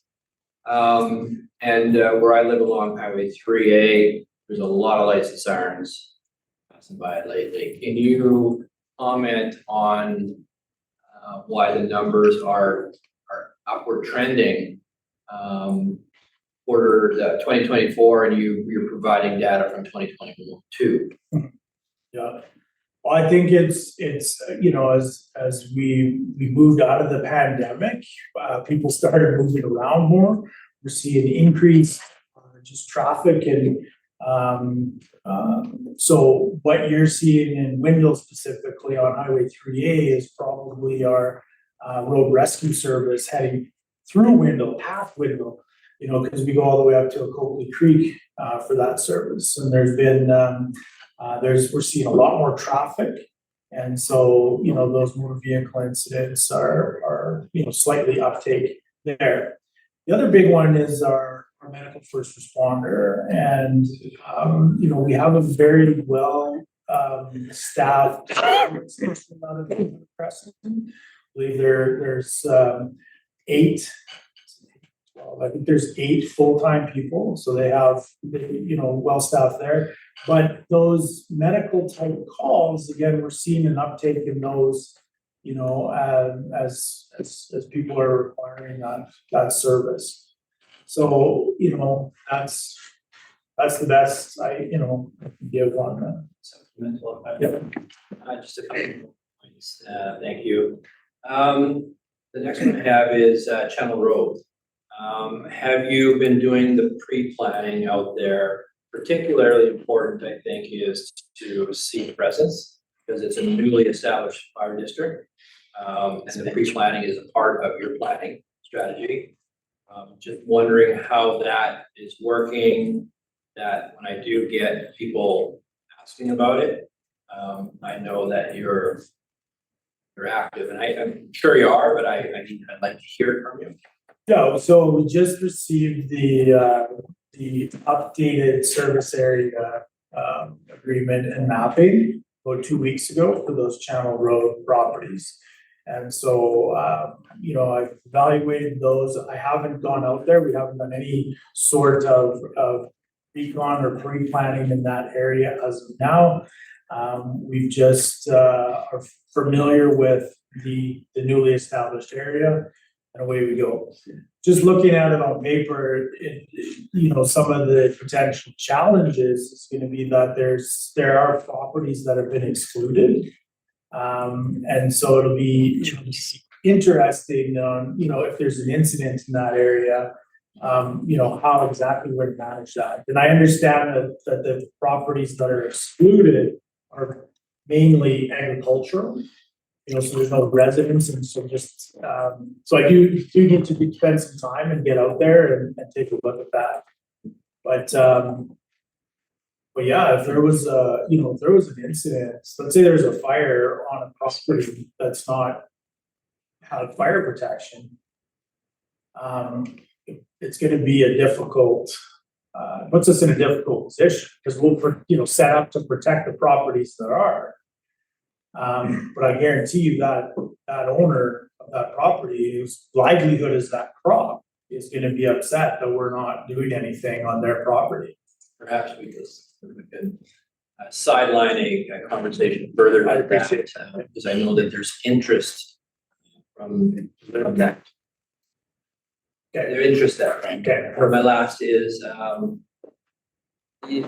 local, so West Creston Fire Hall, you're now arranging for a local contractor to look after the weed control mitigation. Thank you for that. Where does that budget come, where does that expenditure come out of? What budget does that come out of? The operational budget. Yours.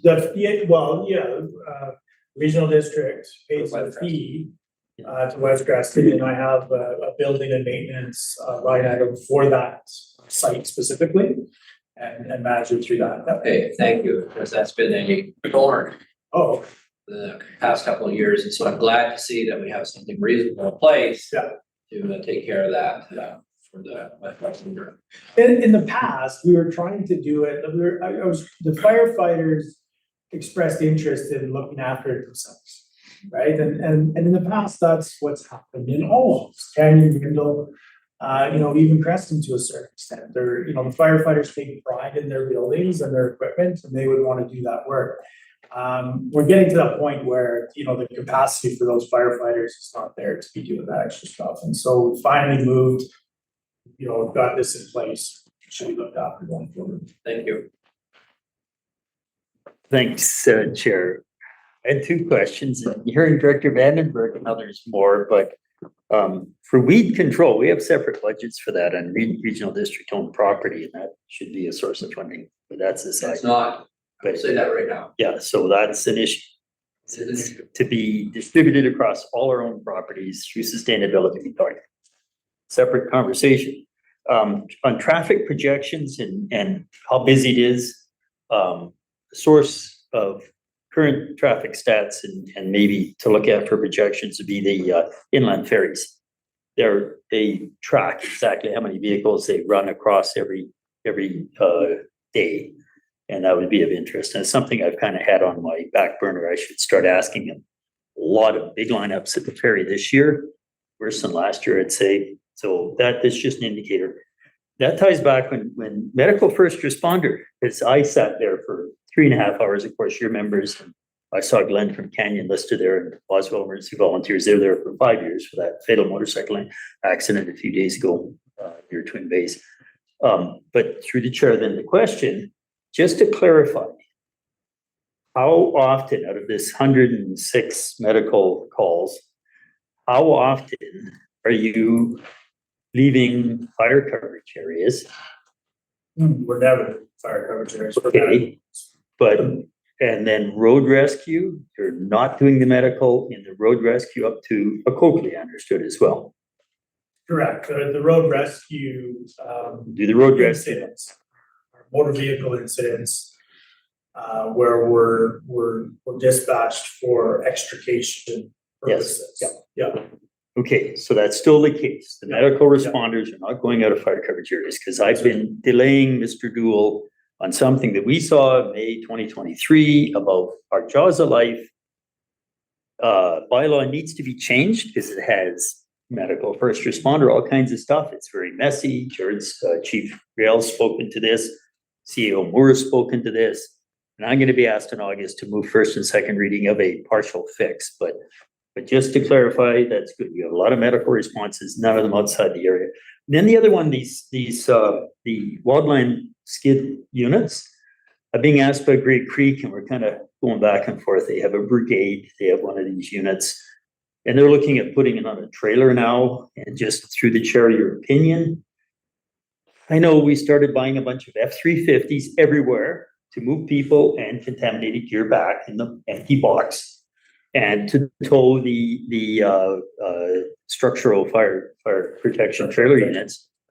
And then we also have these fairly heavy 1-ton trucks and the like to have a skid in the back of it for wildland, attacking wildland fire. And I recognize it's easier to get the pickup truck with the skid in the back up that twisty driveway than towing a trailer, but still a trailer allows that vehicle to either be interchanged and or not tied up all the time.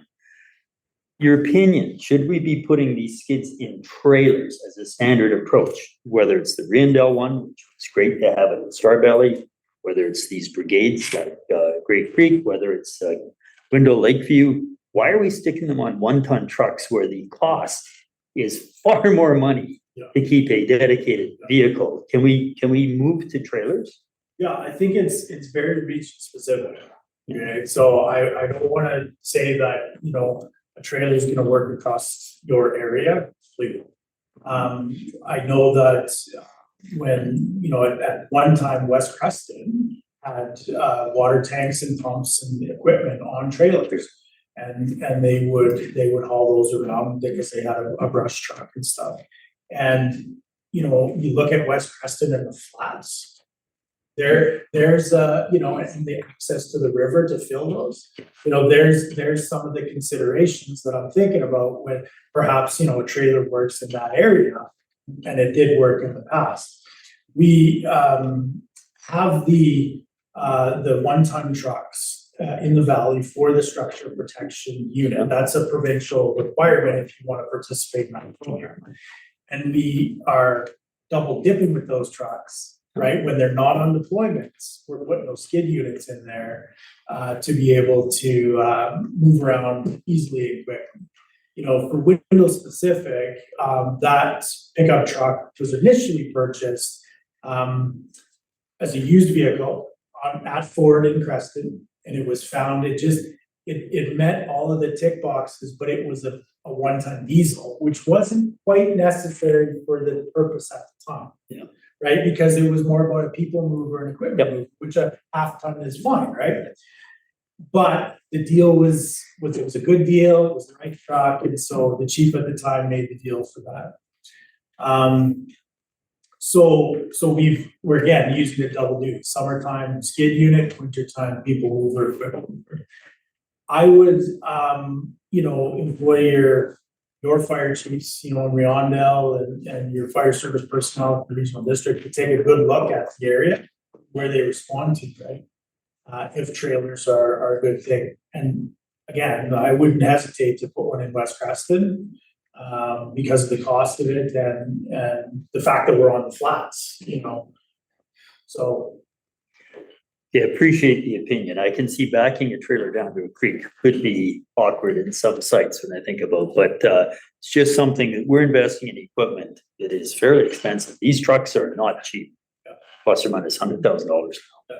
And I'm not sure we're always getting the best fit. Anyway, thanks for keeping us up with this data. It's good presentation. It's easy to read. Just a quick question, not regarding this last quarter, but are you reopening a cooling center with the weekend? Yes, yeah, so it was opened this morning and a cooling shelter at the fire hall with cold water and a misting fan, and then with through the regional district, you know, offers to be able to come to some of those facilities during the day. We're monitoring the weather very closely to if we have those overnight highs or meet the threshold, then we will look at an overnight shelter for those that may need something like that. We're not there yet, but we do have a task number. Got our task number this morning, and we're ready to go. Just one further comment. So just the news for this group that our newly hired fire chief for the regional district has just recently resigned. we're on the look for a fire chief in the regional district. Don't tell him that. No. Okay, anything else? It's correct. You're up with your report now. Oh, thanks, Jared. Thank you. Thank you, Jared. I'll speak to the report, so we'll have a presentation, and this is the typical operation report. This is a bit of a tactical strategy involved in some of this information for this committee. But the concession RFP, went out and we received 2 bids that weren't in compliance with our ask as far as having required information for insurance and food safe and all of that. So we're working with those proponents to try to get to the finish line so that we could have an operator in the concession for the start of the ice season. We'll bring it back to this committee for with a recommendation to award if we get to that point. Project updates, the air barrier, so the aquatic roof repairs are almost complete. I think today the engineers are here for the final walkthrough just to make sure that everything was put where it's supposed to be and it's up to their standard. So that's happening today. The outdoor washroom, which has left a big gaping hole in the baseball field fence, as we heard earlier, that project is moving ahead where we're looking at a skid mounted or prefab washroom, very modest structure that is built, supplied by a few vendors out there. So we've established the size of the pad and the services required. We've actually tied into the old services and we'll be ordering that here and hopefully have it delivered and installed prior to the end of the sports field season, which is around the middle of end of October. And the east stairwell roof project that's been ongoing for a couple of years, we're currently seeking legal advice on procurement language to ensure we can hold an efficient and effective tender. There is a risk with that one, as we've talked about, but that's where that one is right now. And project managers are working with people to get some advice on how we do that one. The Canada Day event that we partnered with the Chamber of Commerce in the town of Creston, I believe was successful. The town actually had received $4,300 in federal funding for Canada Day, which they contributed to help the chamber offset some of their direct costs. So our involvement was really logistics and staffing to keep the facility open. And I think the 5,000 that we had put in the budget came in under that number. So from our perspective, it was between the planning and the organization and then the staff the day up, we were in support for that. The event, I think, with over 100 people in the fun run was pretty well attended. As far as I wasn't there, but it sounded like a good event. And then in spite of the weather, I think that things came off pretty well. And the Chamber of Commerce has indicated that they'll come to this committee at the September meeting with just an update on how and just a report on how that event went and a little bit of a summary of the financial reporting on that and how contracts and agreements. So the Creston Valley Junior Hockey Society, their 5-year agreement had expired. And typically they look for, and we try to implement a 5-year agreement just so we don't have to keep coming back to the committee and the board for those. But the expiration of the other KHL franchises that utilize our facilities in the RDCK expire in 2026. And they all have a myriad of terms and considerations and fees, et cetera, that we're trying to line up, meaning align them. And so we'll be coming back to this committee with a report at the September meeting to recommend a 2-year extension or renewal of that agreement for the Thundercats. They have indicated that the current terms are acceptable for them for 2 years, and they're aware of the fact that 2026 is our goal for aligning these. And the curling club, we have 2 agreements with them. One is for the lounge and one is for the curling rink itself. And those agreements expire, I believe in September. And so again, at the next meeting, we'll come back with a recommendation to either extend or renew that contract after we talk to them. And the other one that I did mention in my report is the electronic sign agreement, I believe expires this year in October. So we'll come back with a recommendation. And that has a budgetary impact because the new owner of that sign has asked for more in consideration of than the previous owner had been given, so we'll have to negotiate with them and come back to the committee. The Creston Education Center, we did have the conversation with the CSF, with the Francophone School District, and they have indicated that they do not want to utilize that space next year or this year, and so they said they may decide, September 2026. And so that resolution that we were given, that was passed by the board, that we enter into a memorandum of understanding with the town of Creston, is not necessary at this point. We could rescind it, or we could keep it on the table. There is no deadline or timeline or sort of direction to staff that it's implemented by a certain date. So we could leave it open, or we could go to corporate services and ask this we need to rescind it. But as far as the use of our leased space in the Creston Education Center, it will be for the time being ours to use our discretion. And a little bit operational aquatic staffing, Rossburg's growing. We've expanded to Mondays for the summertime, which is the first time in a long time that Mondays have had a schedule. And the only caveat is that with the summer students going back in the fall, we're not sure if that'll be sustainable. The hours where we're currently at for the summer will be sustainable. We'll determine that prior to the fall, and we'll communicate through our normal channels that the hours of operation in the aquatic facilities will be set for the fall, and we'll give the public prior knowledge of that. We won't flip-flop the hours on a regular basis like we had to during the pandemic. And just one other note is the staff in this facility and also other regional district staff attended a cultural training session with Jared Basil from the Tamaha Nation, and it was a very good session with, I think we had about 20 or 25 people, including senior managers in planning and in recreation here. And we feel that is based on that conversation, something that we could grow, do more of in the future, and potentially bring to this committee or even the board for similar sessions. And I'll answer any questions. Any questions? One on, you're suggesting that we leave in play or rescind. I think we ought to rescind. Still be a suggestion.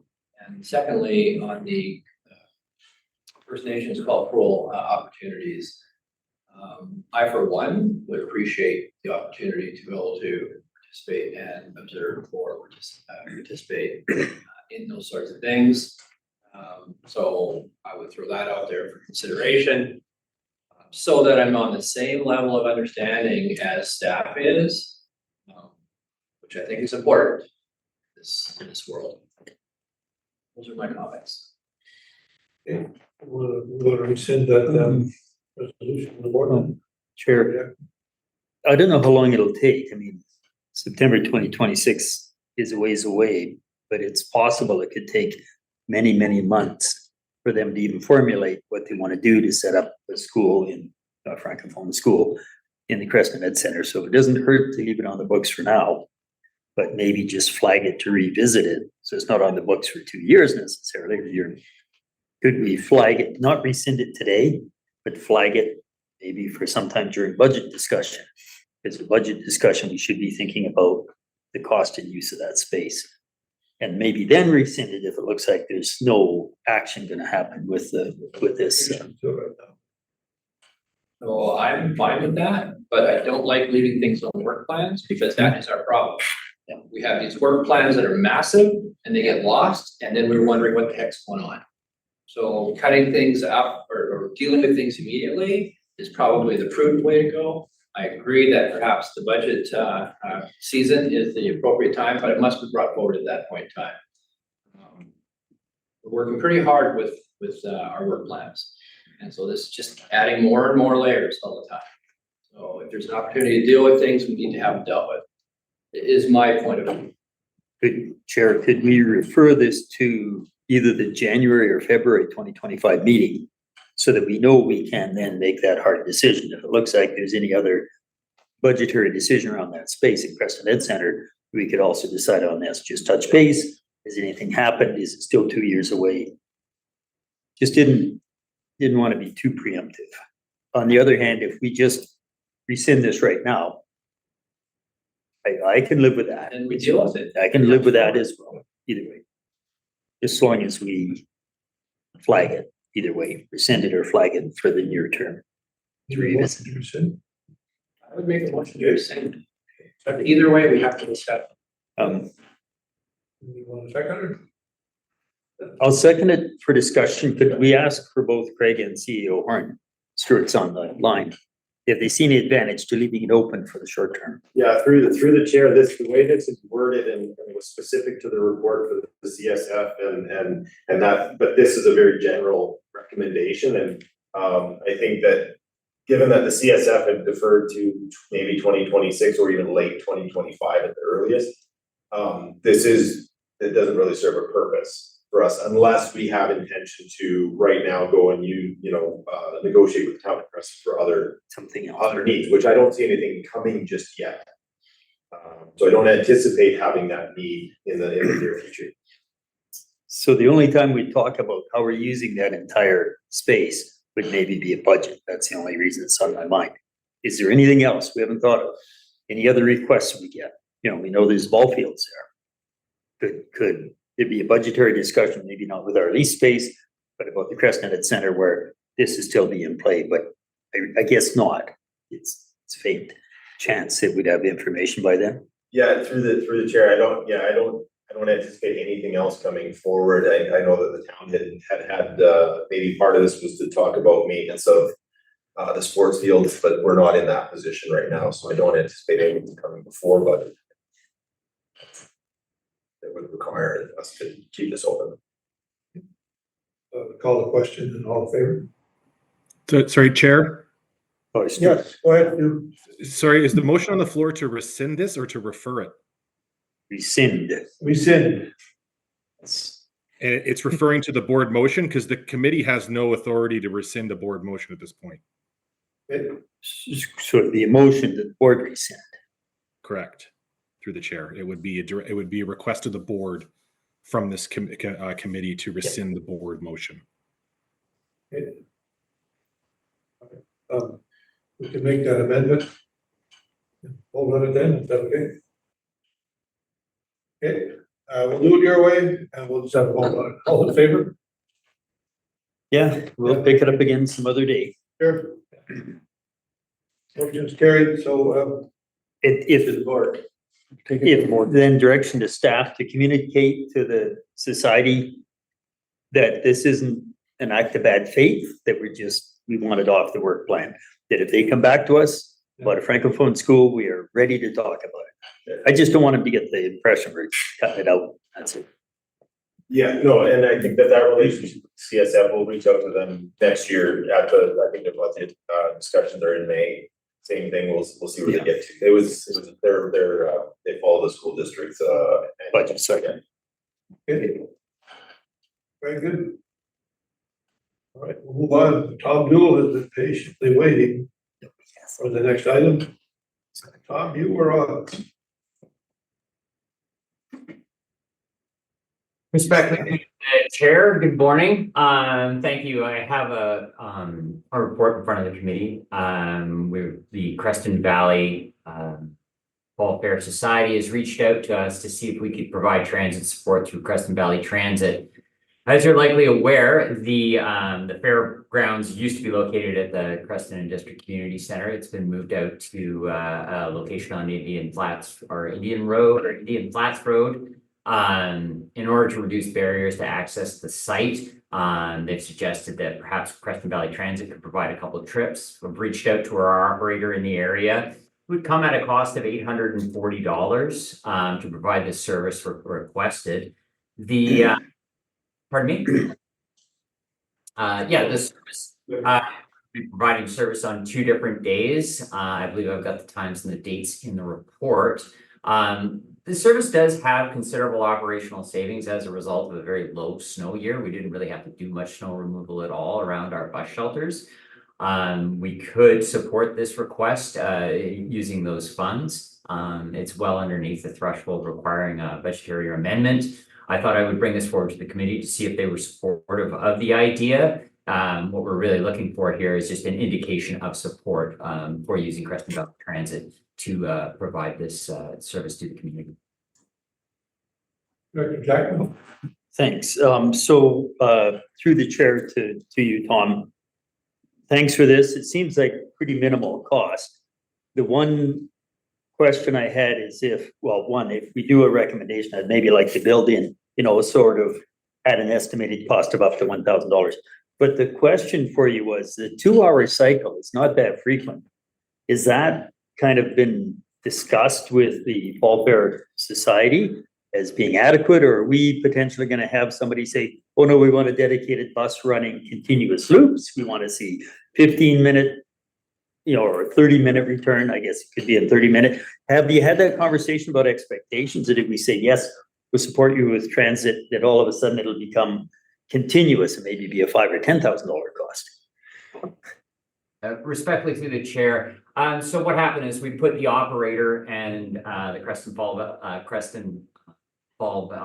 Creston Valley Fall Fair Society in touch with each other. And they worked out an arrangement that the operator could actually provide the level of service requested. So I think it's a good fit. I think that the operator is committed to being able to provide this level of service. And the proponent for the proposal is actually excited about this level of service. We sort of let the people who know what they were doing figure it all out. And then I just come forward and put it to you, really. I haven't really had my fingers too far into this pie because I don't drive buses and I don't put on fall fairs. Okay, thanks very much. That clarifies it. Hi, I'm Jelena Berg. I'm a representative here for the Fall Fair, as manager, and that level of service is what we need. We figure that the number of people that have responded that are looking to commute via vehicle is probably higher, but it was called out specifically for certain members of the community. And so when we spoke with people from the community, it felt like if we had, as long as they were well posted, just like a training schedule, then that was an acceptable. I would suggest that we move this, and I believe that this would still have to go to the board for ratification. Can we approve this at this level, or does this say board decision? Regardless. Tom, Go ahead. Respectfully through the chair, I've checked with CFO Malaf, and we've looked at it. This does not require board approval per se because the dollar value is relatively low, particularly in comparison to the savings we've received. Again, what we're really looking for is, for the service partners that participate in in Creston Valley Transit, unless they have any objections, I'll just proceed with this as an operational matter. Further, if I may, Mr. Chair, that we proceed with option 1, that we support the use of Creston Valley's transit service to provide fare-free transportation between Creston and the District Community Complex and Creston Flat Stables during the 2024 Creston Valley Fall Fair. I will second that, though I'd look for a friendly amendment that we say at an estimated cost of $1,000. Okay. I agree with that. Okay. Amendment accepted. Not any further discussion? All in favor? Motion carried. Looks like we'll have some transit there, and I think that's great. It's gonna, especially with limited parking, I think it's a good idea. The other thing, I guess we'll see this year how much it's used, because if it's really successful, we'll be able to expand it. So that calls for more of a budget decision than what we have here. But yes, no, I think it's great. Thank you, Tom, for your work on that. Much appreciated. Right. Anything up the action item list? Staff is reworking some of the items we talked about before, so I'm good with that. Like to consolidate or rejig them. So I think we had enough conversation last month, as Stuart let us know. Right, so I'm a little bit confused with the request to go into and identify some of the work related opportunities in this. I wasn't quite sure why conversations weren't noted from last month's meeting and reflected to the action list. And then we were asked to go in and invited to further amend or change that list. My understanding is in terms of the efficiency that we ought to be reviewing the action list prior to the agenda coming out, which is a great idea. But it needs to be reflecting our conversation from the previous meeting. And that's where I got confused. So you're asking me to reiterate what we talked about a month ago? Because I don't have the same people in the room to recall what we actually decided to do. So I was a little confused with the ask on the exercise that was given to us. Once again, I'll reaffirm that it's a good idea for us to look at this prior to release of the agenda, but it must reflect the conversations of the previous meeting. So just for clarity, maybe it's me, don't know, but I want this thing to work going forward. I just need to understand what my role is going to be. So through the chair, if I could speak to that, staff doesn't record conversations as action items. For example, a director suggesting we should do this in a conversation is not enough for staff to put something on an action list to say this is how we're going to approach this.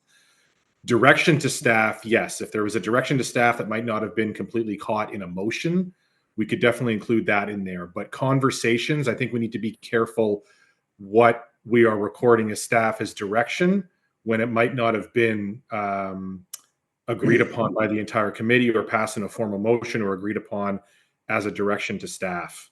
So I guess we just need to make sure that we're on the same page in terms of when the committee has discussions around items on the action list and you wish to move something further forward than what's already on there for direction to staff, that we document that formally in some way, whether it's a formal motion or direction to staff in the minutes, and then we can update that sheet. Go ahead. And thank you for that, Stuart. I do recall in that last meeting, we were very definite in the deletion of a number of items, and there was an agreement around the table to do so. Perhaps you're suggesting that if we do that in the form of a motion as opposed to just general table talk. We don't need this, we don't need that, this is a duplicate, so on and so forth, which is a tendency of what we do. So, and I'm good with that, as long as we know what the process is. So I do not want to lose this action list. Yeah, through the chair, I'd suggest that especially if something's on that action list, it's likely from a motion either that was from the committee or ended up going to the board as well. So just like the last item you were dealing with the Creston Education Center, it really helps staff if you can make a formal motion to rescind that at the committee level or direct or ask the board if the board can consider rescinding it if it did end up going to the board. I do also know that we have had some vacations this July to August transition with it being so soon in the month, definitely tripped staff up. So there might have been some administrative stuff that we could have improved this turnaround as well. So my apologies if part of that contributed to it. It's fine. Thank you. I understand now. Okay, anything else? Well, items 3, 6, 10, and 11 are intertwined in one way or another. And right now it says 6 and 10 are complete. And I guess, yeah, we pushed Martell as far as we can. So they disappear in August. And in between, I have thoughts. I almost wrote an email to you guys and I thought, well, is my email going to be a secret meeting or is it going to be taken wrong? But how 3 and 11 will be recombined. And after today's conversation, seeing staff have educational opportunities with Tanaha and understanding what's going on, that overlaps with 11. I'm going to write my email differently. Maybe it'll just be to Stuart saying, hi, I want you to deal with number 3 and 11 in this way, my humble opinion. I want also to have that workshop opportunity. Jared, I've had great conversations with in the past years. I'd be interested, is he now the Tanaha Council rep for Yakanuki? That used to be Chad Luke. I'd like to know his position, what he's doing, what his outreach to community and us could be, and maybe roll this other stuff together with it. Some of it's to do with parks and things that overlap, traditional use of land, respectful use of land. So to me, I hope I'm going to see 2 disappear, and then I'm going to work with the other ones and write CAO my thoughts. And they might also be part of our discussion in 2 weeks on Tuesday afternoon. We have a discussion set up. I have 2 items, this and another one.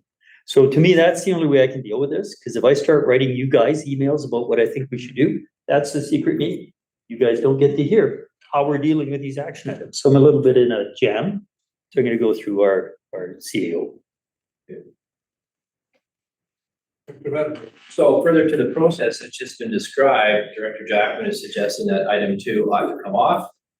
Item 2, Say that? no, sorry, items 6 and 10 state complete now. They were very specific. Item 3 Blended with 11. and 11, we need to do something, and I'd rather do that maybe in conjunction with a conversation with Jared, if he's willing.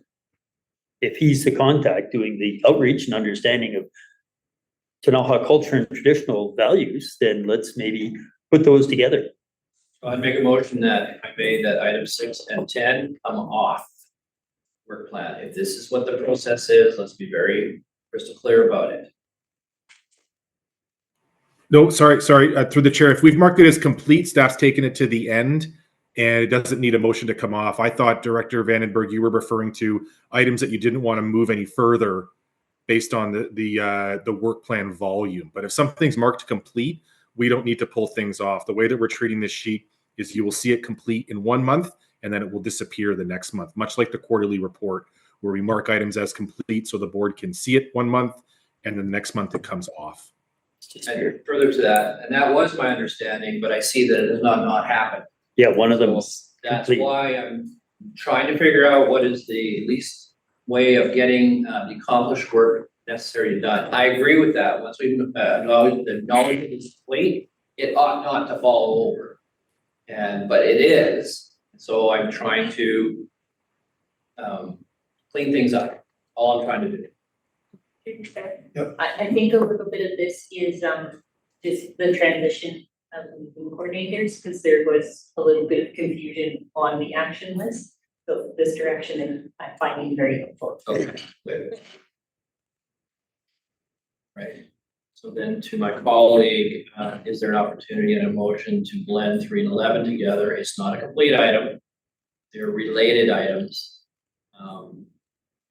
that tighten up the action list.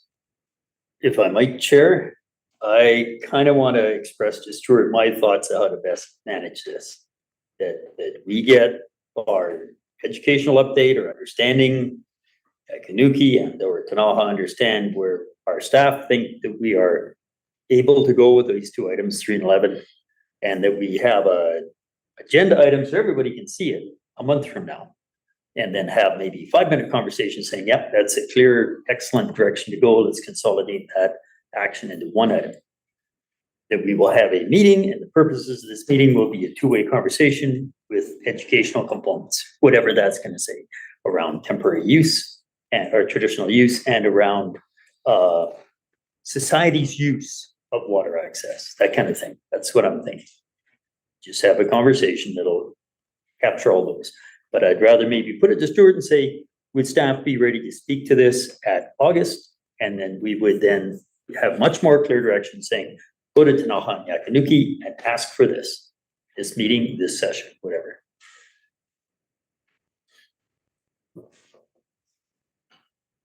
Any response to that, Stu? Nope, not through the chair, not from my perspective. I think that's fine. Okay. Yep. Are we good with that then? Okay. Sounds like we're good with that. Okay. Moving on, I think it's time for public time. We have gone through our agenda. Any questions from the gallery? I do have one question, and this is for the town. Yep. To deal with fire hydrant maintenance. I live in a strata, and we used to have we have 2 fire hydrants, and the town used to maintain them, I don't know, 5-ish years ago. And then they didn't have capacity, so we got pushed over to another service provider, Teal's Water Utility Services out of Vernon. We got an email from them just 2 days ago saying they will not be coming back to Creston, they don't have enough business here. So we're wondering if the town can help us, the strata, find another service provider. Or, because the town has somebody that does that. Like, how do we not get left? Dr. Jackson. I'm just drawing straws a bit. Director Vandenberg might have more recent information. I thought it was Teals who went to Wendell. they have 17 hydrants, 13 hydrants have to be certified every couple of years. So the one thing to look for in the Wendell Irrigation District, when are they having their hydrants serviced, and piggyback on that would be the easiest. And I don't know if Director Vandenberg have you seen it? I haven't seen anything for probably a handful of years over that, because there's been no argument about how it's being paid for the last 5 years. There's no overlap with the fire service contribution there. Do you know who the service provider was? Have you seen it in the last couple of years?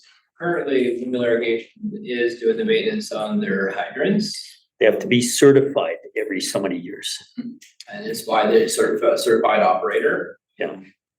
That is there, and that is continuing. The cost of that is compensated for. So it is not out of the realm for to extend that service beyond that group of hydrants for a fee, totally within the purview and the opportunity that Wendell Irrigation could serve. Okay, so maybe you can just give me some contact information. Wendell Irrigation District. Yeah, but public time, sorry. But I this one- can be Yeah, specific. yeah, contacts will be, between us, we can make that happen So you'll make contact with them, see if that order. for hydrants. Good. Anything else? Hearing nothing, we will have to go into a closed meeting, so have a 5 minute recess before the vote. Yeah, so I move the meeting be closed to the public. Roger seconds. All in favor? Sorry.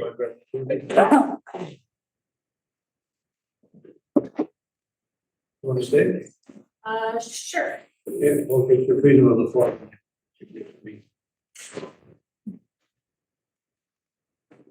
Let them know that we.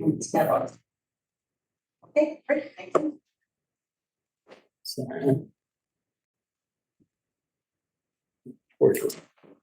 Oh, okay, you got her contact. Yes. Yeah. All that. Yeah, I can't think of anyone else who would have a contract, but he got lots of hydrants, so Oh. couldn't be Recording much stopped. extra. Creston Valley, let's see.